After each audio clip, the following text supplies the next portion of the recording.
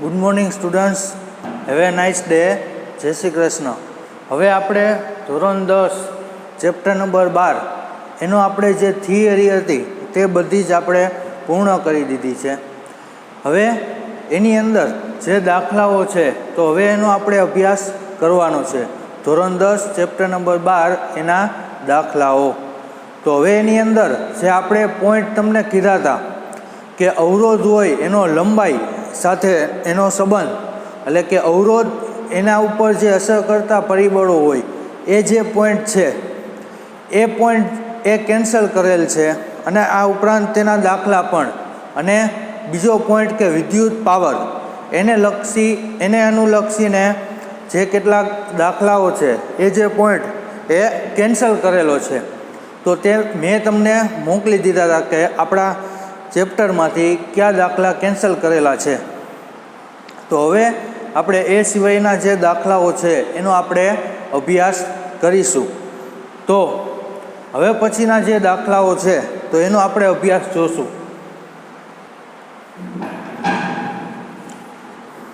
હવે જુઓ બીજો દાખલો.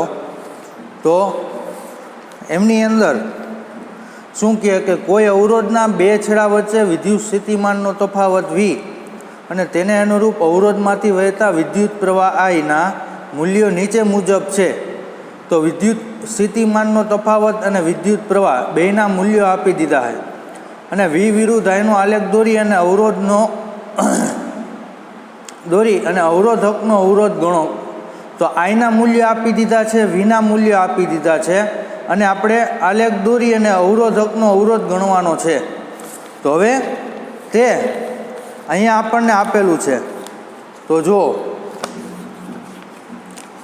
કે અહીંયા જો Iના મૂલ્યો આપી દીધા છે, પછી અહીંયા જો Iના મૂલ્યો આપી દીધા છે, Vના મૂલ્યો આપી દીધા છે. હવે ત્યાર પછી એના ઉપરથી આપણે અવરોધ શોધવાનો હતો અને આલેખ દોરવાનો અને અસરકારક અવરોધ એટલે કે સરેરાશ અવરોધ શોધવાનું કીધું. તો પહેલાં તો Iના મૂલ્ય આપી દીધા, Vના મૂલ્ય આપી દીધા. ત્યાર પછી ઓહમના નિયમ અનુસાર અવરોધ જોતો હોય તો V ભાગ્યા I કરી નાખવાનું. V અને Iનો ગુણોત્તર લઈ લ્યો એટલે તમને અવરોધ R મળી જાય. તો અહીંયા 1.6 ભાગ્યા 0.6, 1.6 ભાગ્યા અથવા તો ડિવાઈડ બાય 0.5 એટલે કેટલા થાય? 3.2. પછી 3.4, 3.4 વોલ્ટ આપેલું છે. અને વિદ્યુત પ્રવાહ કેટલો આપ્યો છે? 1 એમ્પિયર. તો 3.4 ડિવાઈડ બાય 1 એટલે 3.4 આવશે. 6.7 અને વિદ્યુત સ્થિતિમાનનો તફાવત કેટલો છે? 6.7. અને એને વિદ્યુત પ્રવાહ I2 એટલે 6.7 ભાગાકારમાં 2 એટલે કેટલા આવશે? 3.35. પછી 10.2 વિદ્યુત સ્થિતિમાનનો તફાવત કેટલો છે? 10.2. અને વિદ્યુત પ્રવાહ 3 તો 10.2 ભાગ્યા 3 એટલે કેટલા આવશે? 3.4. પછી 13.2 વિદ્યુત સ્થિતિમાનનો તફાવત અને 4 વિદ્યુત પ્રવાહ, 13.2 ભાગ્યા 4 એટલે કેટલા આવશે? 3.33. તો આપણને બધા અવરોધ જે છે એ અવરોધ મળી ગયા. હવે એનો શું કરવાનું? તો કે આલેખ દોરવાનો છે V વિરુદ્ધ Iનો. તો અહીંયા જો V અને અહીંયા Iના મૂલ્યો. Vના મૂલ્ય 1.6, 3.4, 6.7, 10.2 અને 13.2 છે. તો આપણે જે મૂલ્યો લીધા છે એ 2, 4, 6, 8, 10, 12, 14 એ રીતે લીધા. અને અહીંયા 0.5, 1, 2, 3, 4. તો આપણે અહીંયા 1, 2, 3, 4, 5 આ રીતે મૂલ્યો લીધા. તો હવે 0.5 1.6, 0.5 અને 1.6. તો અહીંયા એકે કેટલા છે? તો કે 3.4. એકે કેટલા છે? તો કે 3.4. એ રીતે બધા જ મૂલ્યો છે એ આપણે ડોટ એડ કરી નાખી અને પછી બધા જ જે મૂલ્યો મળે છે એને આપણે જોઈન્ટ કરી નાખી. તો આલેખ છે એ કેવો મળે છે? સીધી રેખા મળે છે. ઓહમના નિયમ અનુસાર V વિરુદ્ધ જે Iનો આલેખ હોય એ હંમેશાને માટે કેવો મળે? સુરેખ જ મળે છે.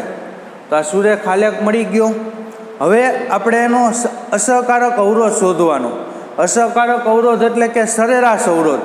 તો અહીંયા આપણને જેટલા અવરોધ મળી ગયા 3.2, 3.4, 3.35, 3.4 ને 3.33, તો 5 અવરોધ છે એના ભાંગા 5 કરી નાખવાના. એટલે આ બધાયનો સરવાળો ભાંગા 5, તો આ બધાયનો સરવાળો ભાંગા 5, તો સરવાળો કેટલો આવશે તો કે 16.5. એ ગણતરી તમારે કરી નાખવાની હોય.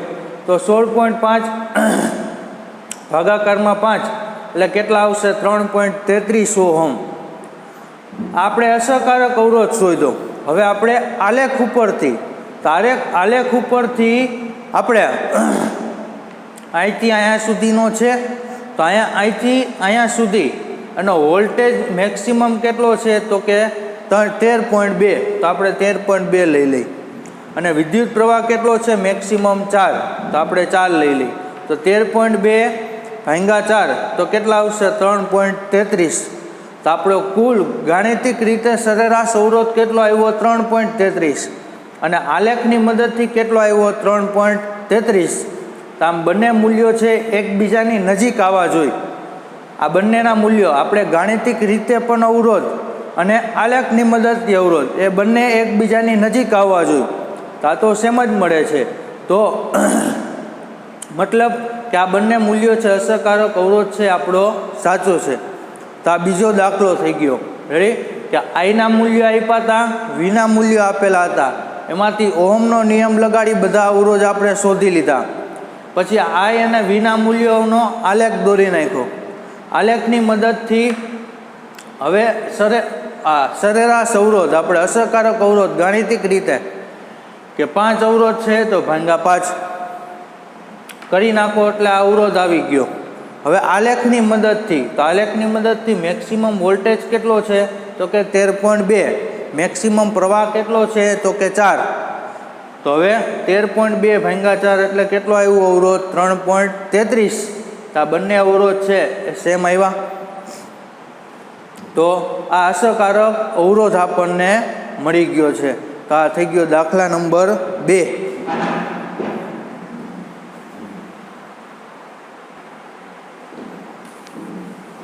હવે જુઓ ત્રીજો દાખલો આપેલો છે લીથાની અંદર. જ્યારે અજ્ઞાત અવરોધના બે છેડા વચ્ચે 12 વોલ્ટની બેટરી જોડવામાં આવે છે, તો બેટરી V બરાબર 12 વોલ્ટ આપેલું છે. જોડવામાં આવે ત્યારે પરિપથમાં વિદ્યુત પ્રવાહ I બરાબર 2.5 મિલી એમ્પિયર આપેલો છે. વિદ્યુત પ્રવાહ I આપેલો છે 2.5 મિલી એમ્પિયર. તો અવરોધનો અસરકારક અવરોધ એ કેટલો થાય, R એ કેટલો થાય એ શોધવાનું કીધું છે. તો વોલ્ટેજ આપેલો છે, વિદ્યુત પ્રવાહ આપેલો છે, R શોધવાનું કીધું. તો ઓહમના નિયમ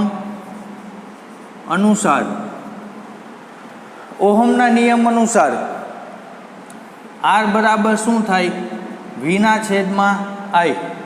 V વોલ્ટેજ કેટલો છે 12, એને ભાંગા છેદમાં I એટલે વિદ્યુત પ્રવાહ કેટલો છે 2.5 ગુણ્યા આ મિલી છે.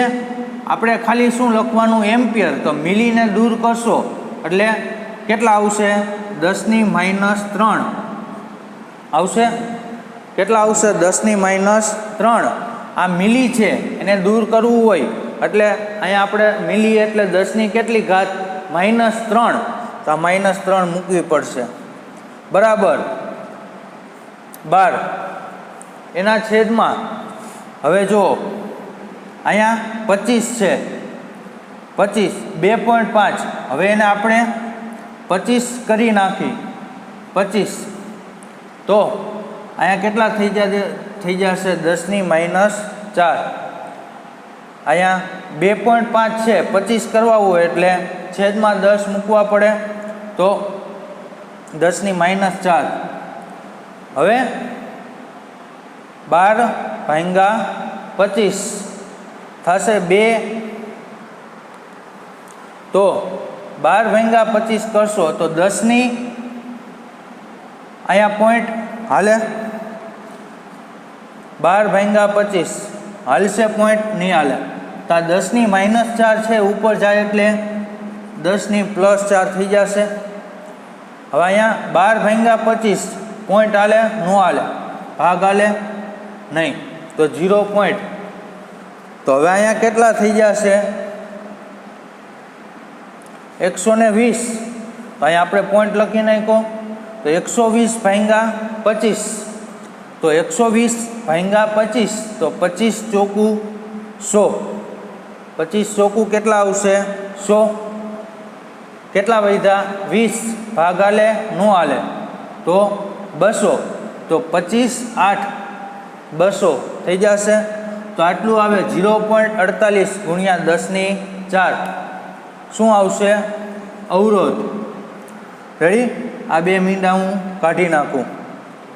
હવે R બરાબર તો 0.48 ગુણ્યા 4 છે.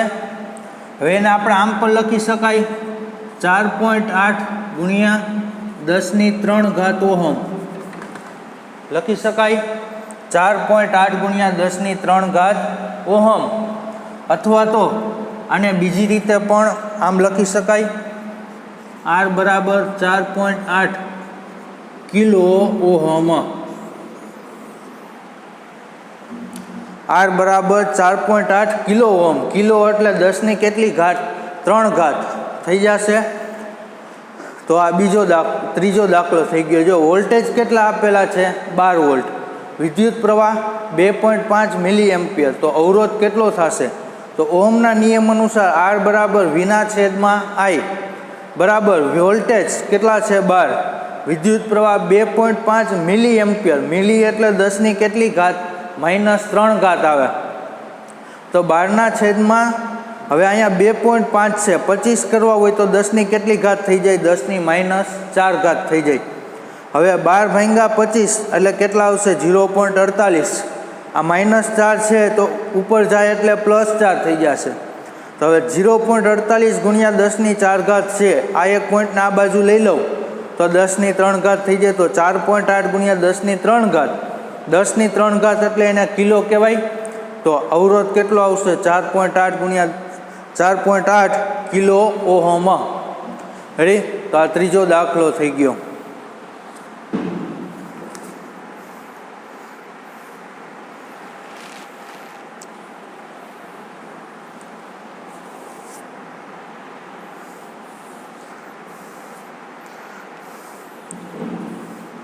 હવે જુઓ, ત્યાર પછી ચોથો દાખલો. જો એમાં આપેલું છે કોઈ એક વિદ્યુત બલ્બના ફિલામેન્ટ તારમાંથી 0.5 એમ્પિયર વિદ્યુત પ્રવાહ 10 મિનિટ સુધી વહે છે, તો પરિપથમાં વહન પામતો વિદ્યુત ભાર ગણો. તો કોઈ વિદ્યુત બલ્બના ફિલામેન્ટ તારમાંથી 0.5 એમ્પિયર વિદ્યુત પ્રવાહ, તો I બરાબર 0.5 એમ્પિયર આપેલું છે, 10 મિનિટ સુધી વહે છે. T બરાબર 10 મિનિટ. એમ્પિયરમાં આપેલું છે, આ સમય મિનિટમાં છે. તો હવે આને આપણે સેકન્ડમાં ફેરવવું પડશે. તો 10 ગુણ્યા 60, 1 મિનિટની સેકન્ડ કેટલી 60, તો 60 ગુણ્યા 10 એટલે 600 સેકન્ડ થશે. તો આ સમય. તો વહન પામતો વિદ્યુત ભાર ગણો. તો Q શોધવાનું કીધું છે. શું શોધવાનું કીધું? Q. તો વિદ્યુત પ્રવાહ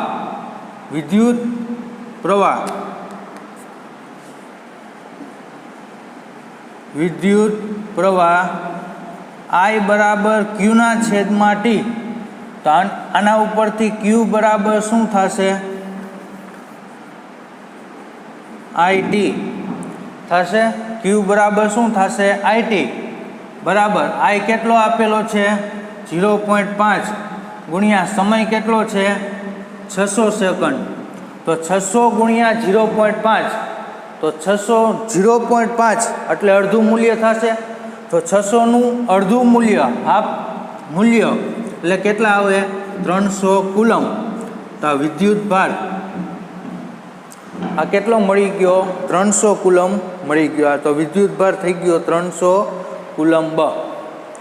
રેડી. તો આ Q બરાબર 300 કુલમ વિદ્યુત ભાર થઈ ગયો. કે વિદ્યુત પ્રવાહ આપેલો છે, સમય કેમાં આપેલો છે મિનિટમાં, કલાકમાં હોય તો સેકન્ડ કેટલી થશે 3600, મિનિટમાં હોય તો 60 સેકન્ડ, તો ટી બરાબર 10 મિનિટ છે. 10 ગુણ્યા 60 એટલે સેકન્ડ કેટલે આવશે? 600. તો ક્યુ બરાબર શોધવાનું છે. તો વિદ્યુત પ્રવાહ આઈ બરાબર ક્યુના છેદમાં ટી, તો ક્યુ બરાબર આઈટી થશે. આઈ કેટલો છે? 0.5. ટી કેટલો છે? 600. 600 ગુણ્યા 0.5 એટલે કેટલા આવશે? 300 કુલમ. તો દાખલા નંબર 4 થઈ ગયા. જો દાખલા નંબર 4.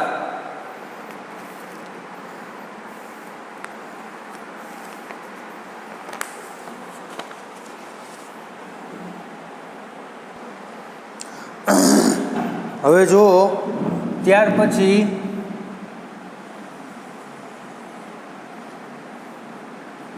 દાખલા નંબર 5 આપેલું છે. 12 વોલ્ટ વિદ્યુત સ્થિતિમાનનો તફાવત ધરાવતા બે બિંદુઓ વચ્ચે 2 કુલમ વિદ્યુત ભારને લઈને જવા માટે કેટલું કાર્ય કરવું પડે? તો પહેલા વોલ્ટેજ આપેલો છે V બરાબર 12 વોલ્ટ. V બરાબર કેટલું આપેલું છે? 12 વોલ્ટ. પછી વિદ્યુત ભાર Q આપેલો છે, Q બરાબર 2 કુલમ વિદ્યુત ભાર આપેલું છે. એને લઈ જવા માટે કેટલું કાર્ય કરવું પડે? તો કાર્ય શોધવાનું કીધું છે, W. કાર્ય શોધવાનું કીધું. તો વિદ્યુત સ્થિતિમાનનો તફાવત એનું સૂત્ર છે V બરાબર W/Q. વિદ્યુત સ્થિતિમાનનો તફાવત એનું સૂત્ર છે V બરાબર W/Q. કે એકમ ધન વિદ્યુત ભારને કોઈ પણ એક બિંદુથી બીજા બિંદુ સુધી લઈ જવા કરવું પડતું કાર્ય, એટલે એને વિદ્યુત સ્થિતિમાનનો તફાવત કહેવાય. તો આપણે અહીંયા W જોઈએ છે, તો એને કરતા બનાવો તો V ગુણ્યા Q થશે. V એટલે કેટલું આપેલું છે? 12 ગુણ્યા વિદ્યુત ભાર કેટલો આપેલો છે? તો કે 2. તો 12 ગુણ્યા 2 એટલે 24 જૂલ થશે. કાર્યનો એકમ શું આવશે? જૂલ. તો આ W મળી ગયું તમને. W બરાબર 24 જૂલ. રેડી? તો વિદ્યુત સ્થિતિમાનનો તફાવત આપેલો છે 12 વોલ્ટ. વિદ્યુત ભાર આપેલો છે 2 કુલમ. તો કાર્ય કેટલું થશે? તો V બરાબર W/Q. W બરાબર VQ. V એટલે 12 વોલ્ટ, Q એટલે 2 કુલમ. તો W બરાબર 12 ગુણ્યા 2 એટલે 24 જૂલ. આટલું કાર્ય થશે. તો બીજો, ત્રીજો, ચોથો અને પાંચમો દાખલો. પહેલો દાખલો છે એ કેન્સલ કરેલો છે કે અવરોધ હોય એના ઉપર અસર કરતા પરિબળો, અવરોધ એના ઉપર લંબાઈ અને 8 છેદનું ક્ષેત્રફળ એ અસર કરે છે, એના આધારિત દાખલો છે, એટલે એ કેન્સલ કરેલો છે. ત્યાર પછી બીજો, ત્રીજો, ચોથો અને પાંચમો દાખલો. આ 4 દાખલા છે એ જોવાના પહેલા.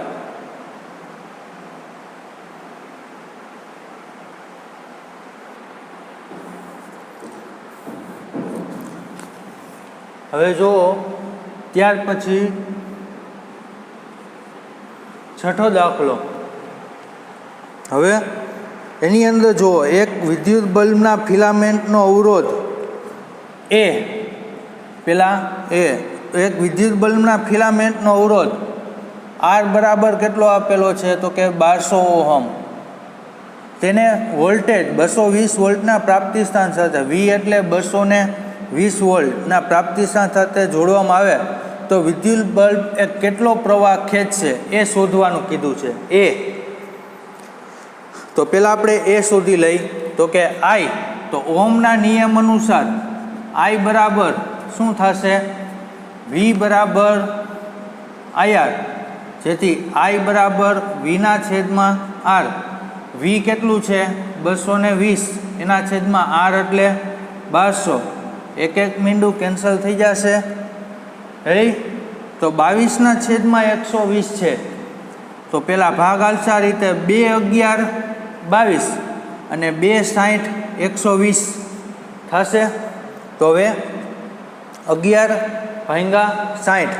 તો 11/60 હું અહીંયા સાઈડમાં ભાગાકાર કરું તો 111/60 છે.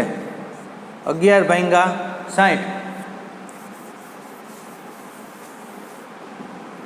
તો 11/60 છે, ભાગ હાલશે નહીં હાલે, તો ભાગ નહીં હાલે એટલે 0 પોઈન્ટ આવશે. હવે અહીંયા 11ની જગ્યાએ શું થઈ જશે 110, તો 60 2 120, તો ભાગ ક્યારે હાલશે 60 1 60 હાલશે, તો 60 1 60, 110માંથી 60 બાદ કરી નાખો તો કેટલા વધશે, તો કે 50. ભાગ હાલશે નહીં હાલે, તો કે 500 મૂકો, તો 500/60, તો 500/60 એટલે કેટલા થશે, તો કે 6 4 24, 6 5 30, 6 6 36, 6 7 42, 6 8 48, તો 60 8 6 8 48, 480, 20 વધ્યા. તો આપણે 0.0 પછી પોઈન્ટ પછી 2 આંકડા લખવાના, તો 11/60 એટલે કેટલા આવશે, તો કે 0.18 એમ્પિયર આટલો વિદ્યુત પ્રવાહ આવશે. તો આ હજી એ મૂલ્ય હતું. બીજું મૂલ્ય છે એ બાકી છે. તો હવે આગળ જો આપણને શું કીધું છે કે વિદ્યુત હીટરની કોઇલનો અવરોધ 100 ઓહમ છે, તેને 220 વોલ્ટના પ્રાપ્તિસ્થાન સાથે જોડતા કેટલો વિદ્યુત પ્રવાહ ખેંચશે.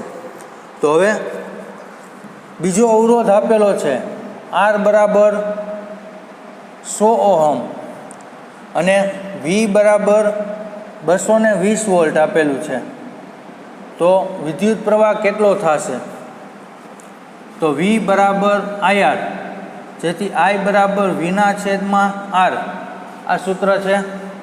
વોલ્ટેજ કેટલું છે 220 અને અવરોધ કેટલો છે 100, તો એક મીંડું કેન્સલ, 22/10 એટલે 2.2. આ એક અંક પછી પોઈન્ટ મૂકી દઉં, છેદમાં 10 છે એટલે પોઈન્ટ મૂકી દઉં, તો 2.2 એમ્પિયર. તો વિદ્યુત પ્રવાહ કેટલો આવ્યો 2.2 એમ્પિયર. તો પહેલાં આપણને અવરોધ આપેલો હતો 1200, વોલ્ટેજ આપેલો હતો 220, તો કેટલો વિદ્યુત પ્રવાહ મળશે 0.18. પછી અવરોધ કેટલો આપેલો છે 100, વોલ્ટેજ કેટલો છે 220, તો વિદ્યુત પ્રવાહ કેટલો મળશે 2.2 એમ્પિયર.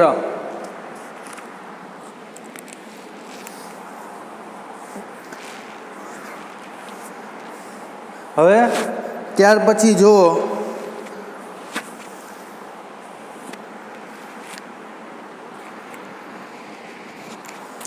પછી જુઓ સાતમો દાખલો.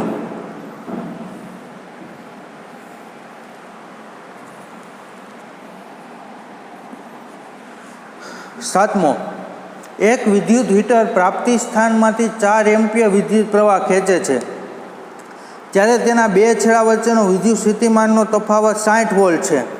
જો વિદ્યુત સ્થિતિમાનનો તફાવત 12 વોલ્ટ 120 વોલ્ટ સુધી આપવામાં આવે તો હીટર કેટલો પ્રવાહ ખેંચશે.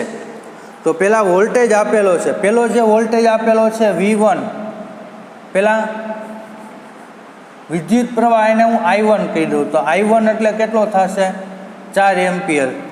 અને ત્યારે વિદ્યુત સ્થિતિમાનનો તફાવત V1 કેટલો આપેલો છે 60 વોલ્ટ આપેલો છે. રેડી. પછી V2 કેટલો આપેલો છે 220 વોલ્ટ. તો I2 શોધવાનો કીધો છે. તો પહેલાં આપણને I1 આપેલો છે, V1 આપેલો છે, V2 અને આપેલો છે અને I2 શોધવાનો કીધો. તો પહેલાં તો આપણે વિદ્યુત પ્રવાહ આપણે આ બે મૂલ્ય એક જ મૂલ્ય આપેલું છે, જો આમાં V અને આપણને I શોધવાનું કીધું છે. તો હજી આપણે V અને I આ મૂલ્ય છે, તો આપણે પહેલાં શું કરવું પડે, તો કે અસરકારક અવરોધ શોધવો પડે. તો ઓહમના નિયમ અનુસાર R બરાબર શું આવશે V/I. પહેલાં આપણે શું શોધવું પડે, તો કે R અવરોધ શોધવો પડશે.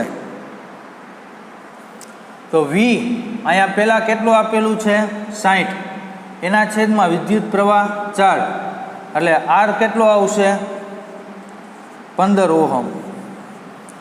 રેડી? તો અવરોધ કેટલો છે? 15 ઓહમ. સાધન એક જ છે. ક્યુ છે? તો કે એક વિદ્યુત હીટર આપેલું છે. તો સાધન એક જ છે, એક જ સાધન છે વિદ્યુત હીટર. તેનો અવરોધ આપણે શોધવો પડે. કેટલો છે અવરોધ? 15 ઓહમ અવરોધ છે. તો હીટરનો હવે અવરોધ આપણને ખબર પડી ગઈ કેટલો છે? 15 ઓહમ. તો પહેલાં વિદ્યુત પ્રવાહ કેટલો આપ્યો તો 4 એમ્પિયર. તો ત્યારે વિદ્યુત સ્થિતિમાનનો તફાવત કેટલો હતો? 60. તો હવે જો વિદ્યુત સ્થિતિમાનનો તફાવત 120 હોય તો વિદ્યુત પ્રવાહ કેટલો? તો હવે એ શોધવા માટે આપણે શું કરવું પડે? તો કે જે કોઈ સાધન હોય એનો આપણે અવરોધ શોધવો પડે. તો અહીંયા એક જ ઉપકરણ છે, કોણ? વિદ્યુત હીટર. તેનો આપણે અવરોધ શોધવો પડે. તો અહીંયા બે મૂલ્ય આપેલા છે, એના ઉપરથી હીટરનો અવરોધ શોધી નાખ્યો. કેટલો છે? 15 ઓહમ. હવે આપણે બીજું જે વોલ્ટેજ કેટલો છે? 120 વોલ્ટ. તેના ઉપરથી આપણે વિદ્યુત પ્રવાહ શોધવાનો છે. તો હવે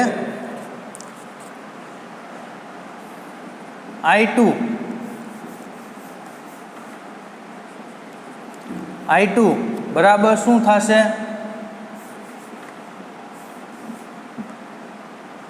V બરાબર I2R. અવરોધ તો એક જ સરખો છે. તો I2 એટલે શું થશે? V2 ના છેદમાં R. V2 કેટલો છે? 120 છેદમાં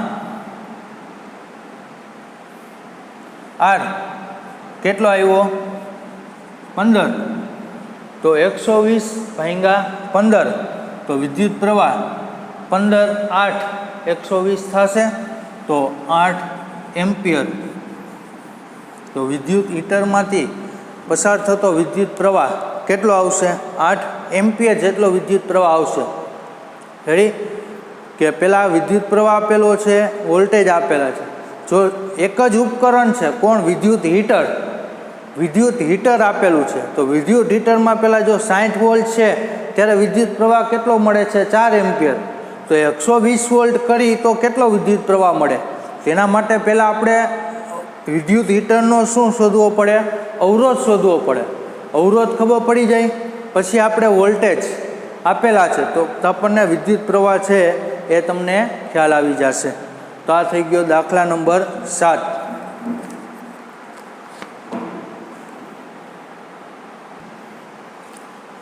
હવે જુઓ 10મો દાખલો.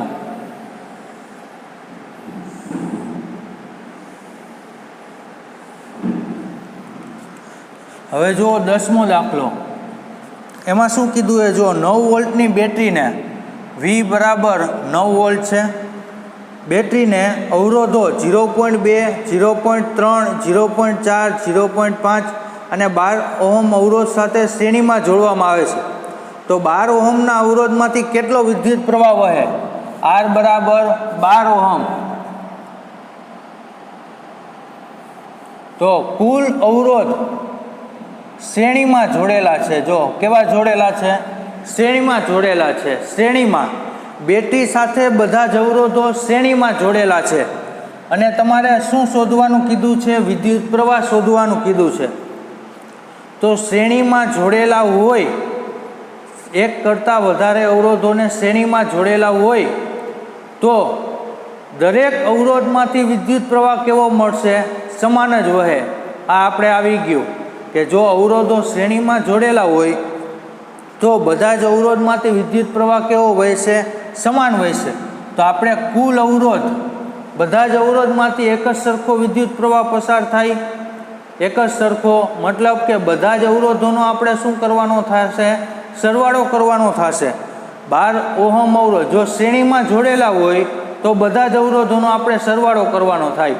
જેટલો પહેલા અવરોધમાંથી વહે એટલો જ 12 ઓહમના અવરોધમાંથી વહેશે. રેડી? એટલે આપણે બધા જ અવરોધોનો શું કરવાનો થશે? સરવાળો. તો 0.2 વત્તા 0.3 વત્તા 0.4 વત્તા 0.5 વત્તા 12 ઓહમ આટલું આપેલું છે. તો 12 વત્તા 5 ને 4 9, 0.9, 9 ને 3 12 એટલે 1.2 અને પ્લસ 0.2 એટલે 1.4, તો 1.4 વત્તા 12 એટલે કેટલા આવશે? 12 ને 1 13.4 ઓહમ અવરોધ આવશે. તો કુલ અવરોધ કેટલો થયો? 13.4. કુલ અવરોધ કેટલો થયો? 13.4. વોલ્ટેજ કેટલો છે? 9 વોલ્ટ. અને વિદ્યુત પ્રવાહ કેટલો છે એ શોધવાનું છે. તો હવે આપણે I શોધવાનો કીધો છે, તો વીના છેદમાં R આવશે. વીના છેદમાં શું આવશે? R. V બરાબર IR. તો I એટલે વીના છેદમાં R. વોલ્ટેજ કેટલો છે? 9 વોલ્ટ. એના છેદમાં અવરોધ કેટલો છે? 13.4. અવરોધ કેટલો છે? 13.4 છે. તો વોલ્ટેજ કેટલો આપેલો છે? તો કે 9 વોલ્ટ. અને અવરોધ કેટલો છે? 13.4. તો 9 ભાગ્યા 13.4 કરશો તો 9 ભાગ્યા 13.4. તો અહીંયા ભાગ હાલશે નહીં, હાલે. 13.4 છે, 13.4 એને તમારે 134 કરવા હોય તો અહીંયા 90 કરી નાખું, છેદમાં 10 તો 90 એના છેદમાં 134. અવરોધ એટલે કેટલો લેવાનો થશે? કુલ અવરોધ લેવાનો થશે. જો શ્રેણી જોડાણ હોય તો, શ્રેણી જોડાણ હોય તો આપણને એમ કીધું કે 12 ઓહમ અવરોધમાંથી કેટલો વિદ્યુત પ્રવાહ પસાર થશે. તો શ્રેણી જોડાણ હોય ત્યાં જેટલા અવરોધ જોડેલા છે બધામાંથી એક જ સરખો વિદ્યુત પ્રવાહ પસાર થાય. જો એમ કીધું હોય કે સમાંતરમાં, તો ખાલી કેટલો અવરોધ લેવો પડશે? ખાલી 12 જ અવરોધ લેવો પડે. જો શ્રેણીમાં કહીએ તો બધાનો આપણે શું કરવો પડશે? સરવાળો લેવો પડશે. રેડી? તો 90 ભાગ્યા 134. તો હવે 2 45 90 થશે, અને 2 6 12, એક વધ્યો 2 7 14. તો કેટલા આવ્યા? 67. 67 ગુણ્યા 2 એટલે કેટલા આવશે? 134. તો 45 ભાગ્યા 67 કરો જી, કે 45 ભાગ્યા 67 એટલે 45 ભાગ્યા 67. હવે આપણે અહીંયા ભાગાકાર કરીએ તો 45 ભાગ્યા 67 એટલે કેટલા આવશે? તો કે લગભગ 0.67 આવશે. 45 ભાગ્યા 67 એટલે 0.67 આવશે. આટલા એમ્પિયર.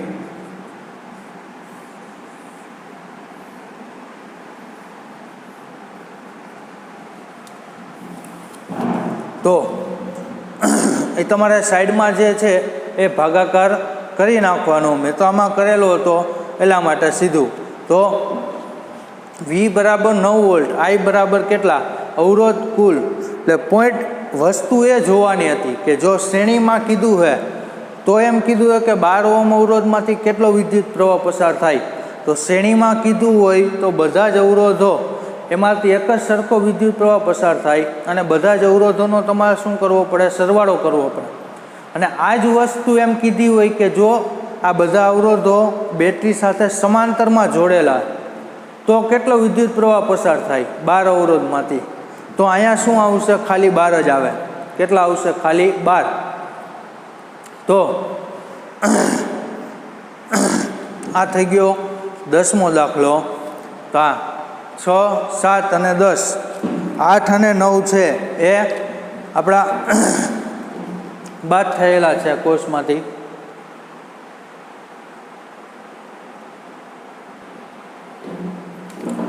હવે આપણે ત્યાર પછી જુઓ 11મો દાખલો. 11મો દાખલો જુઓ કે 176 ઓહમના કેટલા અવરોધોને, તો R બરાબર 176 ઓહમ આપેલું છે, સમાંતરમાં જોડવા જોઈએ. કેવી રીતના જોડવાના છે? સમાંતર જોડાણ. જોડાણ કેવું છે? સમાંતર. કે જેથી વિદ્યુત વોલ્ટેજ એની લાઈન કે વોલ્ટેજ કેટલા છે 220 વોલ્ટ અને વિદ્યુત પ્રવાહ I કેટલો છે તો કે 5 એમ્પિયર. તો સંખ્યા શોધવાની કીધી છે.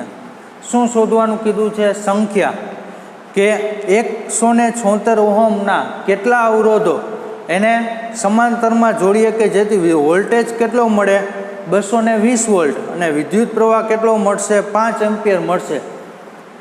રેડી? તો આપણે સંખ્યા શોધવાની કીધી છે. શું શોધવાનું કીધું છે? સંખ્યા શોધવાની કીધી છે. તો હવે આપણે ધારી લઈ કે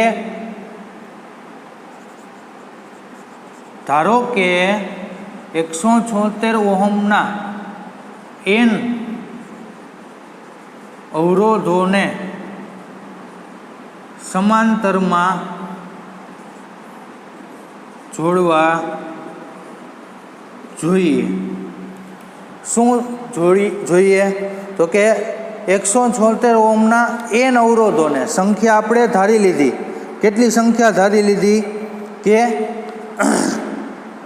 સંખ્યા કેટલી ધારી લીધી? કે n સંખ્યા ધારી લીધી.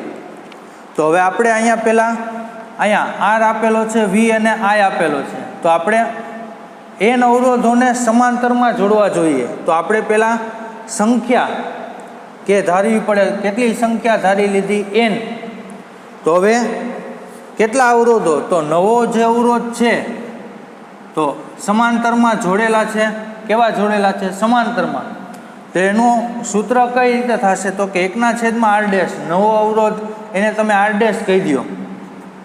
તો 1/176 વત્તા 1/176 વત્તા 1/176 એવા કેટલા અવરોધોને જોડેલા છે? તો કે n વખત n અવરોધ જોડેલા છે. કેટલા અવરોધ જોડેલા છે? તો કે n અવરોધ જોડેલા છે. હવે અહીંયા જો 1 + 1 + 1 તો અહીંયા n સંખ્યા છે. કેટલી વખત જોડેલા છે? 100n વખત જોડેલા છે. તો n/176 થઈ જશે.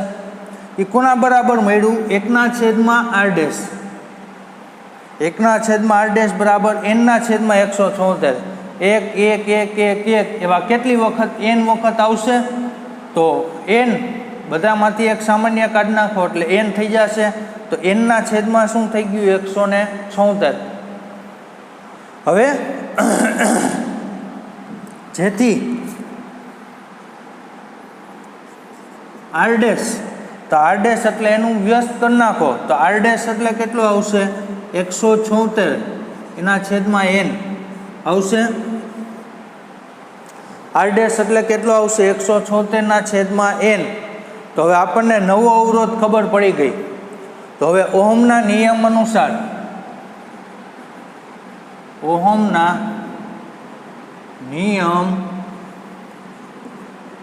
અનુસાર r બરાબર શું થાય? v/i. r બરાબર શું થાય? v/i. તો આપણી પાસે r' છે. તો r' એટલે કેટલો આવશે? તો કે 176 ના છેદમાં n બરાબર v કેટલું આપેલું છે? 220 એના છેદમાં i કેટલું છે? 5 થશે. આમ હવે આપણે n ને કરતા બનાવવાનો. તો n ને કરતા બનાવવાનો તો 220 છેદમાં વહી આવશે અને 5 અહીંયા ગુણાકારમાં વહી જશે. જેથી n બરાબર 176 × 5 એના છેદમાં 220 થઈ જશે. આમ n બરાબર તો અહીંયા જુઓ 5 નો અહીંયા ભાગાકાર કરશો. 5 × 220 તો 5 22 છે. 5 4 20. 5 4 20 કેટલા વધ્યા? 2. અહીંયા 20 થઈ ગયા. 5 4 20 તો 44 × 5 એટલે 120 થઈ ગયા. હવે 176 / 44 કરવાના છે. 176 / 44 તો 44 176 તો 44 1 44, 44 2 88, 44 3 44 ગુણ્યા 4 ચોકે ચોકે 16, 1 ચોકે ચોકે 16 ને 1 17, તો 44 ચોખ્ખું કેટલા થઈ જશે 176. તો અહીંયા 44 અને 176 4 થઈ જશે. તો n બરાબર કેટલા આવ્યા 4. તો આમ 176 ધારો કે 176 ઓહમના કેટલા અવરોધોને 4 અવરોધોને તમે કઈ રીતે જોડ્યો, સમાંતરમાં જોડશો તો વોલ્ટેજ કેટલો આવશે 220 વોલ્ટ અને વિદ્યુત પ્રવાહ કેટલો મળશે 5 એમ્પિયર. રેડી? તો આપણે પહેલાં ધારી લીધું, ધારો કે 176 ઓહમના કેટલા અવરોધો n અવરોધોને સમાંતરમાં જોડવા જોઈએ, જેથી અસરકારક અવરોધ 1/8 બરાબર 1/76 વત્તા 1/76 વત્તા 1/76 એવા કેટલી વખત આવે n વખત. તો બધામાંથી એક સામાન્ય કાઢી નાખો તો n થઈ જશે. તો n/176 કોના બરાબર આવ્યું 1/8. તો r' એટલે શું થશે તો કે 176/n. હવે ઓહમના નિયમ અનુસાર r' બરાબર v/i. તો r' એટલે 176/n, તો v/i 220/5. તો n ને કરતા બનાવો એટલે 220 છેદમાં અને 5 ગુણાકારમાં 176 ગુણ્યા 5/220, 5 ગુણ્યા 44 એટલે 220 અને 44 ગુણ્યા 4 એટલે 76. તો n બરાબર કેટલા આવ્યા 4. આમ 4 અવરોધ છે અને તમારે શું કઈ રીતે જોડવા પડે, સમાંતરમાં જોડવા પડે. હવે જુઓ ત્યાર પછીનો દાખલો.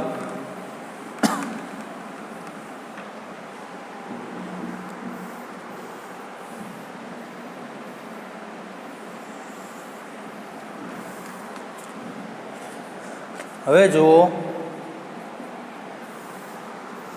12મો દાખલો જુઓ કે 6 ઓહમના 3 અવરોધોને R બરાબર કેટલો છે 6 ઓહમ અને n બરાબર કેટલી છે સંખ્યા 3. એને તમે કેવી રીતે જોડશો, 3 અવરોધો છે એને કેવી રીતે જોડશો કે જેથી કુલ જે અવરોધ છે પેલો જે અવરોધ છે r' એ કેટલો થાય તો કે એક 6 ઓહમ અવરોધ થશે, એક કેટલો થાય 9 ઓહમ અને બીજો અસરકારક અવરોધ કેટલો થશે 4 ઓહમ અવરોધ થશે. હવે એને આપણે એ જોવાનું છે કે 3 અવરોધ છે, સંખ્યા કેટલી લેવાની છે 3, અવરોધનું મૂલ્ય કેટલું છે 6 ઓહમ. તો હવે આપણે એને કેવી રીતે જોડવા જોઈએ કે જેથી એનો અવરોધ છે એક વખત અસરકારક અવરોધ છે કેટલો થાય 9 ઓહમ અને એક વખત કેટલો થાય 4 ઓહમ થાય. તો આપણે અવરોધોનું જે જોડાણ છે એ આપણે કેવું છે તો કે 2 પ્રકારનું છે, એક તો શ્રેણી અને સમાંતર. તો 3 અવરોધ છે તો પેલા 2 જે છે પેલા 2 અવરોધ એને આપણે દાખલા તરીકે પેલા 2 જે અવરોધ છે એને આપણે શ્રેણીમાં જોડીએ અને પછી એની સાથે ત્રીજો સમાંતરમાં જોડીશું અને પછી ધારો કે પેલા 2 છે એને સમાંતરમાં જોડીએ અને પછી એની સાથે શ્રેણીમાં જોડીએ. તો પેલું આ રીતે વિચારીએ, ધારો કે આ રીતે વિચારીએ કે ધારો કે પહેલા બંને અવરોધ એ સમાંતરમાં જોડેલ છે. પેલા બંને અવરોધ કેવી રીતના જોડેલ છે, સમાંતરમાં જોડેલ છે અને તેની સાથે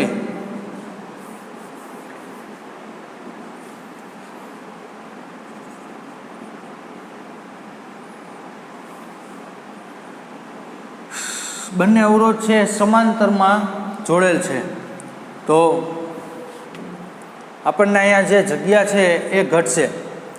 તો એના માટે પહેલાં આ જે દાખલો છે એ આપણે કેન્સલ કરી નાખીએ.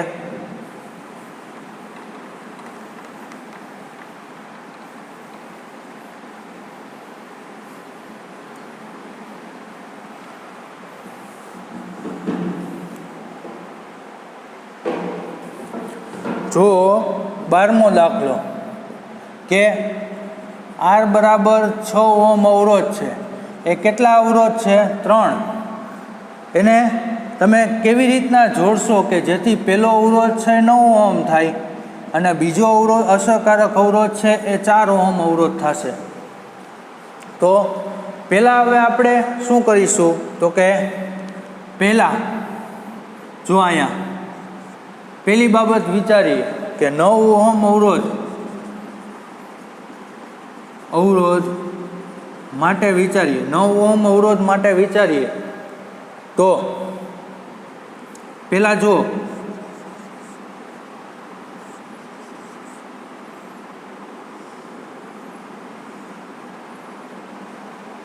આ રીતે જો 6 ઓહમ અને 6 ઓહમ થયા. હવે એમની સાથે આપણે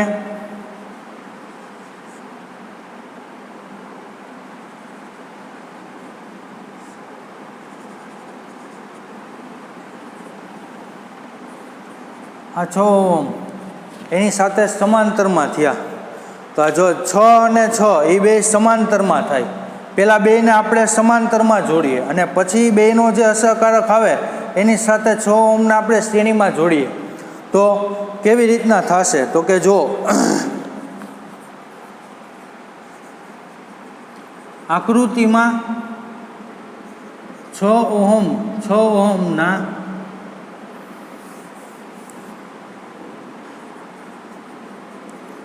બંને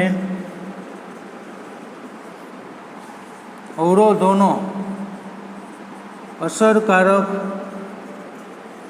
અવરોધ, હવે આ જે બે છે એનો અસરકારક અવરોધ જે છે એને દાખલા તરીકે આપણે R ડેશ કહી દઈએ. કેટલો કહી દઈએ?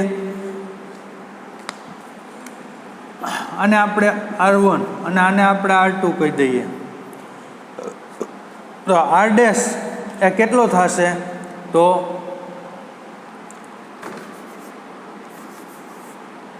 1/r dash. આ બે જો સમાંતરમાં છે તો 1/r ડેશ બરાબર 1/6 વત્તા 1/6. 1/6 વત્તા 1/6 તો 1/r ડેશ બરાબર લસા કેટલો આવશે? 6 આવશે. હવે 1 + 1 એટલે 2 તો 1/r ડેશ બરાબર 2/6 તો R ડેશ એટલે શું થઈ જાય? 6/2 તો R ડેશ કેટલો આવ્યો? 3 અવરોધ આવ્યો. કેટલો આવ્યો? 3 અવરોધ. હવે R ડેશ અને આ 6 ઓહમ અવરોધ એ શ્રેણીમાં જોડેલ હોવાથી કુલ અવરોધ R1 તો R1 એટલે કેટલો થશે તો કે R ડેશ આ બેનો સમતુલ્ય એટલે કેટલો આવ્યો? 3 ઓહમ આવ્યો અને વત્તા આ જે અવરોધ હતો એ 6 ઓહમ અવરોધ છે તો R ડેશ કેટલો આવ્યો? 3 વત્તા આ કેટલો છે? 6 તો R1 9 ઓહમ આવી ગયો. R1 કેટલો આવી ગયો? 9 ઓહમ. રેડી. તો આપણે પહેલાં શું વિચારવાનું કે પહેલાં જે બે અવરોધ છે સમાંતરમાં જોડીએ અને એની સાથે ત્રીજો છે શ્રેણીમાં જોડીએ. તો પહેલાં બે સમાંતરમાં જોડીએ તેનો અસરકારક અવરોધ કેટલો આવ્યો? 3. એની સાથે 6 શ્રેણીમાં તો આ જે 3 અને આ 6 બેનો સરવાળો કરવો પડે તો 3 + 6 એટલે 9. તો આ પહેલો અવરોધ મળી ગયો. હવે આપણે બીજો અવરોધ શોધવાનો છે. કોના માટે તો કે 4 ઓહમ અવરોધ માટે. 4 ઓહમ અવરોધ માટે આપણે શું કરીશું તો કે પહેલાં બે શ્રેણીમાં રાખીએ. આ પહેલાં બે એટલે 6 ઓહમ 6 ઓહમ. પહેલાં બે કેવા રાખીએ? પહેલાં બે શું રાખીએ? 6 ને 6 12 પેલા બે શું રાખીએ, પેલા બે અહીંયા શું રાખ્યા તો કે સમાંતરમાં રાખ્યા, એની સાથે અહીંયા શ્રેણીમાં કે પેલો 6 અને 6, 6 ને 6 કેટલા થઈ ગયા 12, તો 1/12 વત્તા 1/6, 2/6. હવે એની સાથે 1,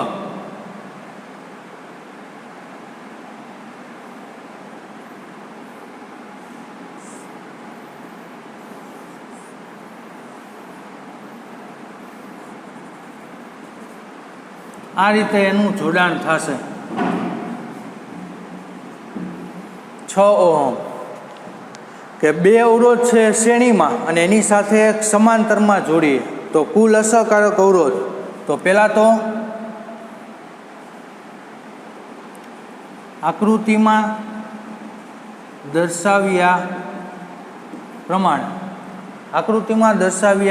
પ્રમાણે કે જો 6 ઓહમ અને 6 ઓહમ એ શ્રેણીમાં જોડેલ હોવાથી અસરકારક અવરોધ, એને તમે R" કહી દો. R" કેટલો થાય 6 + 6, તો R" કેટલો મળ્યો 12 ઓહમ અવરોધ મળ્યો. કેટલો મળ્યો 12 ઓહમ અવરોધ. હવે આ બેનો 12, હવે ત્યાર પછી હવે 12 ઓહમ અવરોધ અને 6 ઓહમ અવરોધ અથવા તો R" અને 6 ઓહમ અવરોધ એ સમાંતરમાં જોડેલ હોવાથી કુલ અવરોધ R2 એ કેટલો થશે, જેથી કુલ અવરોધ, તો કુલ અવરોધ એ આપણે જોતો હોય તો